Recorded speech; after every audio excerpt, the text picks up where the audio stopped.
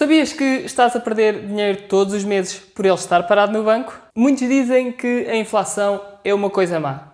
Mas será mesmo? Ou preferias que os preços descessem continuadamente? Neste vídeo vou-te explicar o que é inflação e deflação e mencionar ainda a sorte que Portugal tem por estar numa zona em que a inflação é controlada. Mas que, como é óbvio, apesar disso, poder fazer-nos perder poder de compra.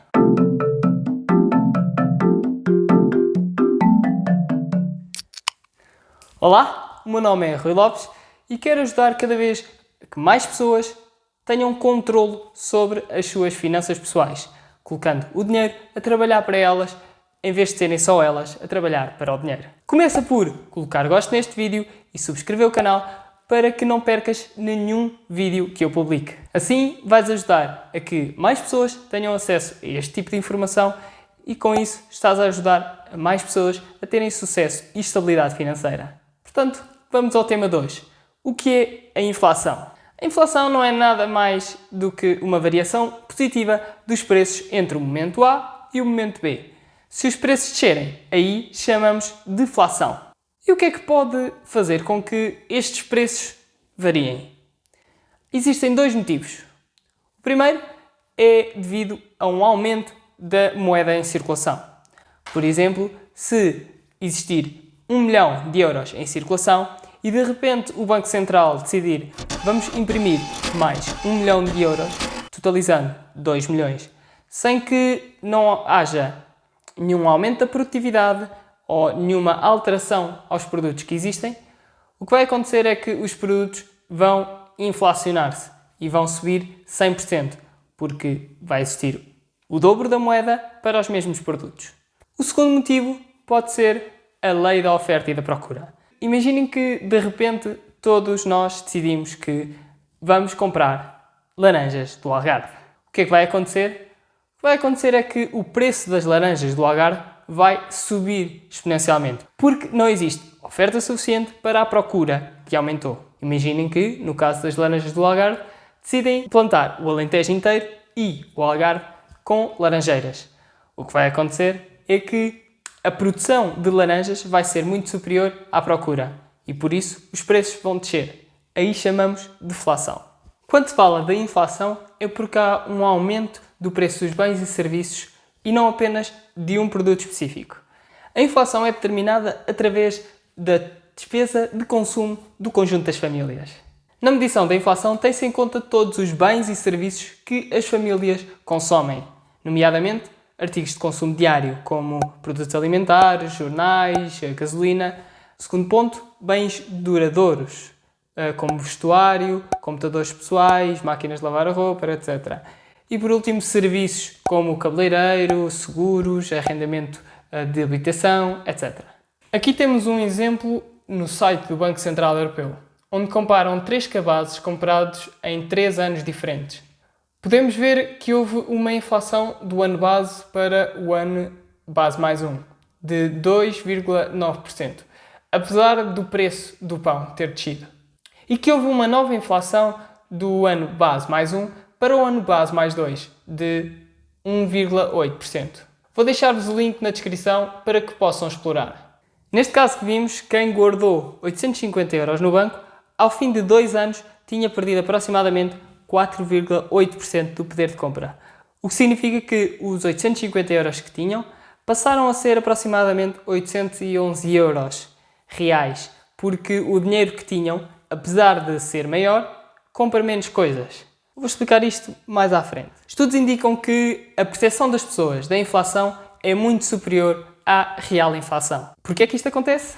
Porque o aumento de preços atrai muito mais a atenção do que os preços que se mantêm iguais ou que diminuem.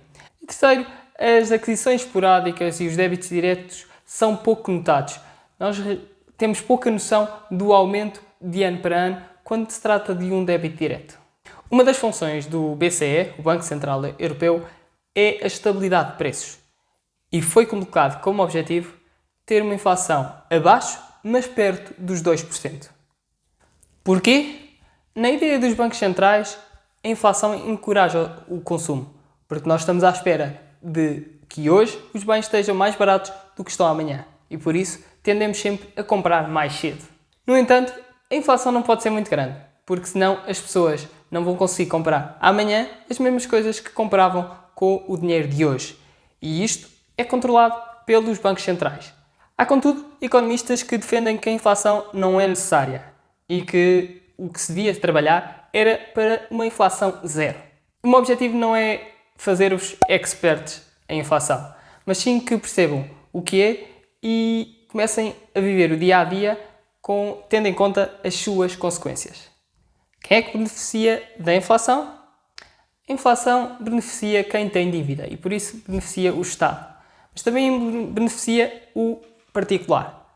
Imaginem que eu vou ao banco hoje pedir o equivalente a 1000 pacotes de arroz, em troca de, daqui a 5 anos, chegar ao banco e entregar o equivalente a 1300 pacotes de arroz. Se neste período de 5 anos houver uma inflação de 10%, o que significa que eu daqui a 5 anos, em vez de chegar ao banco e ter que entregar 1300 pacotes de arroz, vou ter que entregar apenas 1182 pacotes pela inflação. Porquê? Porque o arroz daqui a 5 anos vale mais 10% do que o que valia anteriormente. O que significa que o custo real deste empréstimo, em vez de ser os 300 pacotes de arroz, passou a ser apenas 182 pacotes de arroz.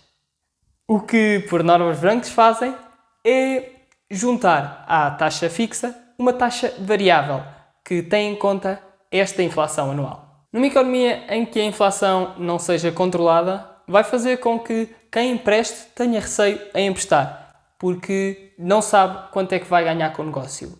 E quem pede emprestado tenha receio em pedir, porque também não sabe quanto é que vai ter que pagar pelo empréstimo. A inflação alta ajuda quem tem grande dívida e por isso é que há alguns governos que contribuem para esta inflação alta, para que consigam contrair ainda mais dívida. O caso mais conhecido em Portugal é o caso da Venezuela, com os preços a escalarem dia após dia. E é por isso que o Banco Central Europeu tenta controlar a taxa de inflação. Ainda assim vocês pensam, o que eu gosto mesmo é quando vou ao supermercado e as coisas estão mais baratas, ou quando vou jantar fora e tenho que pagar menos, ou quando a gasolina ou gasóleo está continuamente a descer. Mas sabiam que a descida continuada dos preços significa que vamos ter mais dívida? A dívida aumenta porque se podemos comprar cada vez mais coisas com o mesmo dinheiro, significa que quando tivermos que devolver esse dinheiro, vamos ter de devolver mais coisas do que aquelas que compramos com esse dinheiro. Vou pegar num exemplo que falámos ao início. Se eu for ao banco e pedir o equivalente a 1000 pacotes de arroz, em troca de, daqui a 5 anos, devolver ao banco 1300, o que vai acontecer se houver deflação? O que acontece é que se houver uma deflação de 5% de hoje daqui a 5 anos, em vez de termos de devolver o equivalente ao banco nessa altura de 1300 pacotes de arroz, vamos ter que devolver ao banco o equivalente a 1368 pacotes de arroz. Ou seja, na realidade estamos a pagar mais 68 pacotes de arroz, ou equivalente a 68 pacotes de arroz ao banco. Ou seja, a nossa dívida acabou de ficar mais cara do que o que era. O que significa que o custo real deste empréstimo acabou de aumentar, a não ser que o banco tenha diminuído as taxas de juros de uma forma proporcional, nós acabamos, ao final destes 5 anos, a pagar mais sobre o mesmo dinheiro emprestado. Então, mas o que é que acontece se os preços baixam? Se os preços baixam, as empresas vão ter menos rendimento, porque vai ser menos faturado.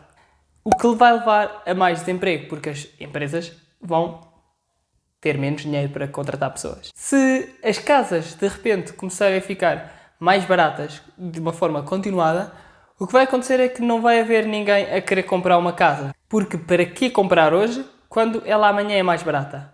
Consequência disso, o dinheiro começa a ficar mais barato e o mercado começa a cair ainda mais. A deflação faz por isso que quem tem dinheiro fique ainda com mais dinheiro e quem tem dívida fique com mais dívida. A deflação pode fazer com que as exportações aumentem, mas isso vem com o custo do desemprego a curto prazo. Que foi o que aconteceu na crise de 1929. Eu sei que já foi há muito tempo, mas ainda é muito útil para explicar muitas coisas. E é essencial para percebermos o mundo em que vivemos, e especialmente o sistema económico. Nos anos 20, após o fim da Primeira Guerra Mundial, foram chamados os anos loucos. Os Estados Unidos eram a maior potência mundial, com a Europa completamente devastada pela guerra. Na bolsa havia muita especulação positiva. As pessoas estavam a contrair cada vez mais empréstimos baratos, porque as taxas de juros estavam baixas, para investir com a ideia que as ações iam valorizar para sempre, iam continuar sempre a subir e a subir. Os Estados Unidos produziam muito internamente e houve uma grande evolução tecnológica. Inicialmente, houve muita compra interna e pela Europa, mas que foi diminuindo com o tempo. Começou por isso a haver demasiada oferta para a procura e assim o preço dos produtos começou a diminuir. Os pequenos bancos começaram a falar entre si, especialmente em zonas rurais, porque os agricultores não conseguiam pagar os empréstimos. Para tentar fazer face à descida contínua dos preços, a Reserva Federal aumentou os juros em agosto de 1929. Com isto, imensos bancos faliram, as pessoas começaram a vender as ações, houve um imenso desemprego, imigração e deflação dos preços que levou a uma das maiores depressões da história. A mesma deflação levou à crise de 2008-2009, que se iniciou com o colapso do mercado imobiliário norte-americano, que felizmente já se conseguiu recuperar. A mesma sorte não teve o Japão, que com a deflação que houve nos anos 90, levou a que uma das maiores economias da altura não conseguisse ainda recuperar. Mas esta história vai ficar para outra altura. Se gostaste deste vídeo, coloca gosto, segue o canal para não perderes nenhum vídeo e obrigado. Até breve.